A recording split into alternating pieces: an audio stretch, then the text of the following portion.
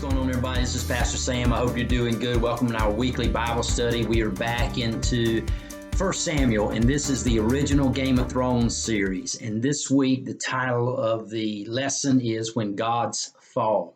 Now, if you remember last time when we left off, Israel had gone into battle and they had lost against the Philistines.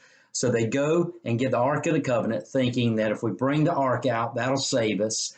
They lose again. The Ark is stolen. News comes back. Eli dies. His sons die in battle. His daughter-in-law gives birth to a son, names him Ichabod, which means the glory has departed. And so for all intents and purposes, the practical, the tangible presence of God is not felt, not seen in Israel as a result mainly of their continuous rebellion against God.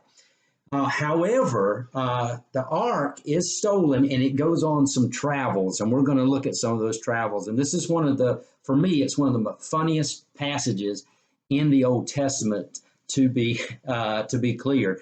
I don't know, maybe I shouldn't laugh about it, but just the detail that the Bible goes into to describe what happens as a result is somewhat hilarious to me.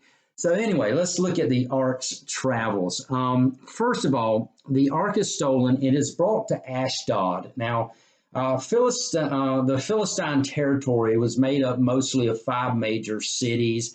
Ashdod, Ekron, Gath were a couple of them. Anyway, so it's made up of these 5 cities, major cities. The Bible does indicate here, it does make its way to at least 3 of them. Now, Ashdod is the place where it first goes. Now, this is the place that is the home of the temple or the house of Dagon. Now, Dagon is the Philistine deity that they worship. Now, for the longest time, some people connected Dagon to what's called a fish god or something like that, but some people have gone back and said that's probably a mistranslation.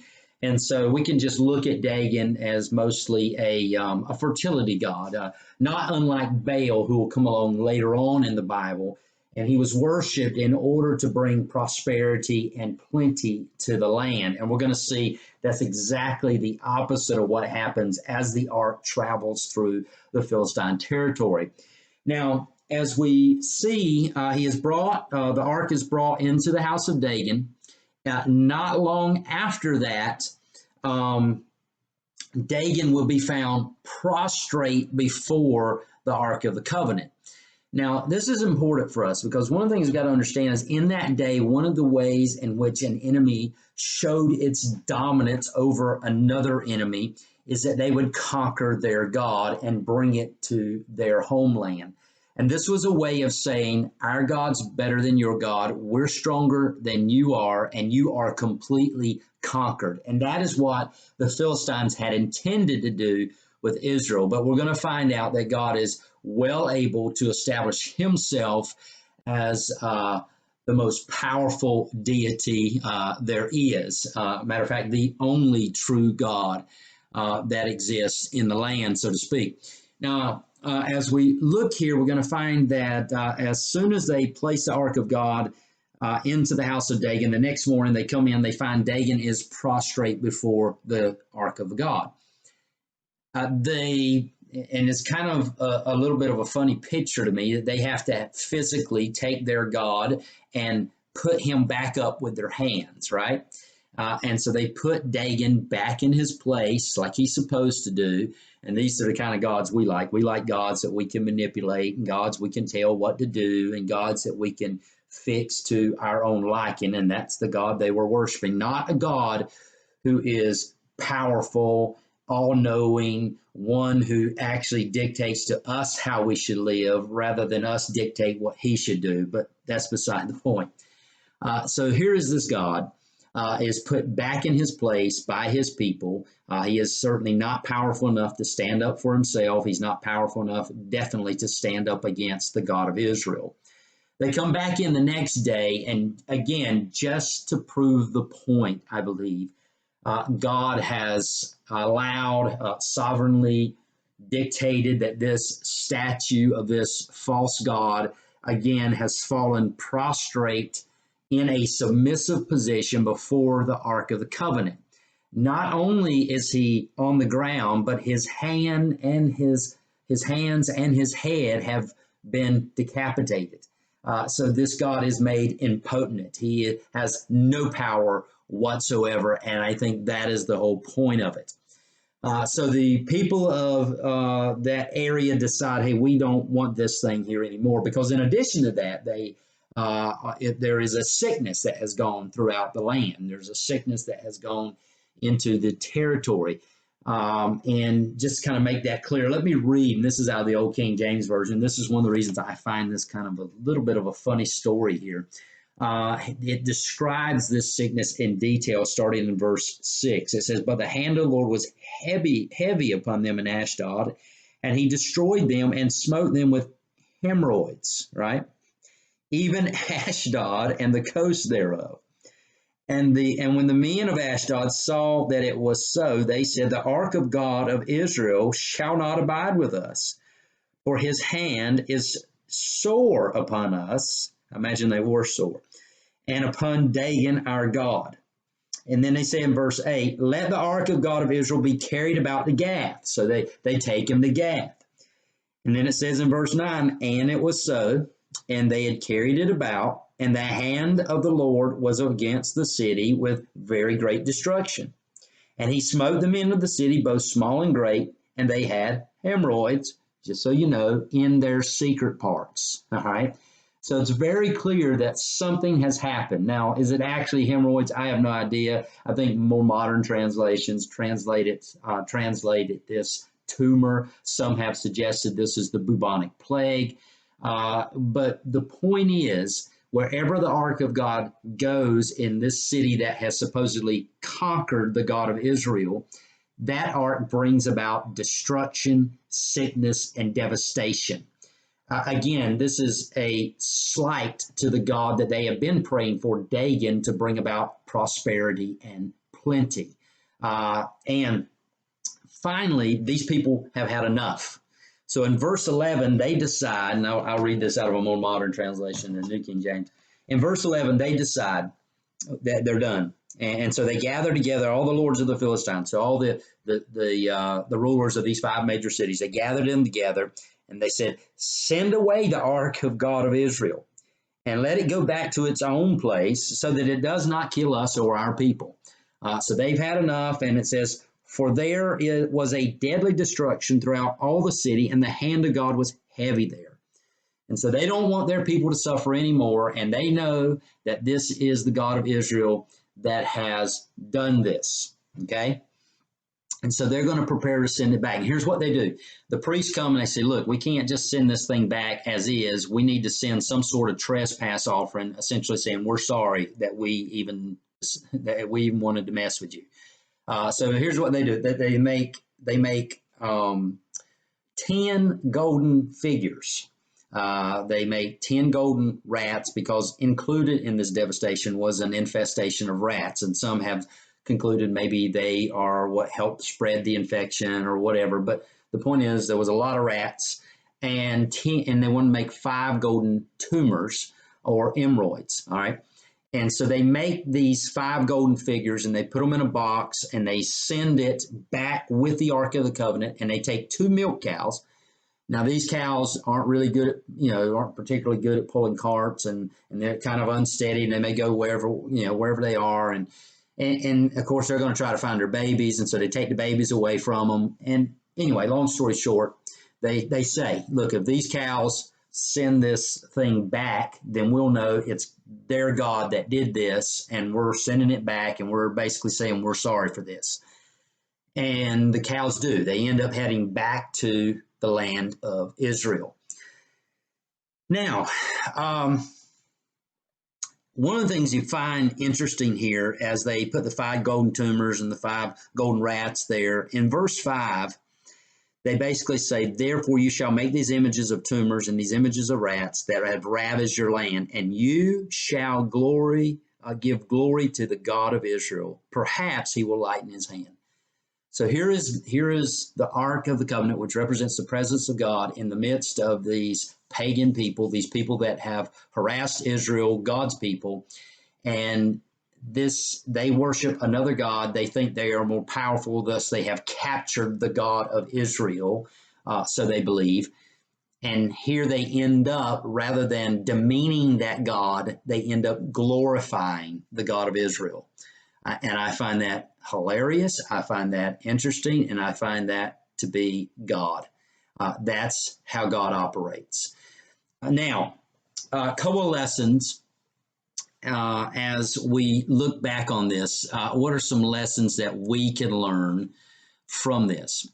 First of all, we learn that God is not dependent upon us or our ability.